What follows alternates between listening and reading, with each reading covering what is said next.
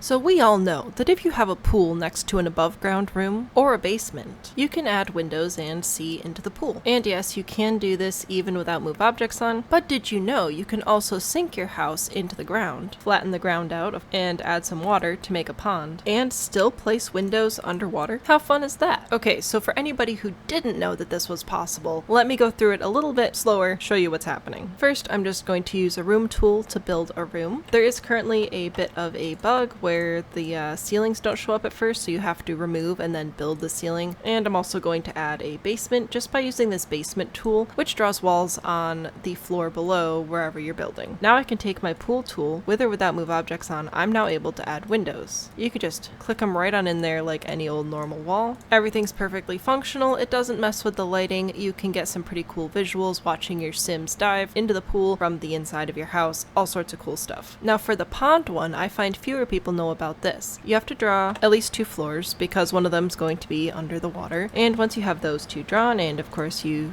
fix the ceiling problem, select either room and then use this double-sided arrow in the middle. Let me see if I move to the shade you can see it better. Click this arrow and this is your foundation level, and we're going to push it down. So you see I still want that first floor to be a little bit above where the level of my pond is going to be. This way I can attach a flat piece of floor. Because this is technically the second floor of your home, you will need ladders to get up to it, or not ladders, stairs. Why don't I have a wall here? Anyway, you will still need stairs or a ladder to reach this floor because it is the second floor, even though it looks like the first floor. Next, click this flatten terrain tool. So click the shovel, click this one. Not this one, this one. This will flatten to wherever you first click. So if you click inside your house and then move out, it will flatten to the same level as the base of your room there. Of course, if you didn't fill it with water, this would make a great walkout basement, but we're going to fill it with water today. You can also use the smooth tool if you don't like these dirt walls. Next, click the water tool, click the raise water. You can either click on the lowest part and just keep clicking to fill it up, or you can click about where you want your water level to be, and then it will just fill to there. Next up, click outdoor water decor and select your watercolor. Now that we have our pond, we can of course add windows. It is important to note that even with move objects on, your windows can't be placed so that they are partially above and below water, with a very few exceptions of some of the very tall, like full wall height windows. You will have to place it either fully below or fully above. Now with the pond, one thing that I like to do is go back to my outdoor water decor, and I'm going to select this bottom one, pond effects. There are several effects here that actually swim under the water, like these fish. So if I put these outside the window here and then go inside with one of my Sims in live mode, I'll actually be able to see the fish swimming outside the window. And then you just have to make it look like a house or something. Nessie, how did you get here?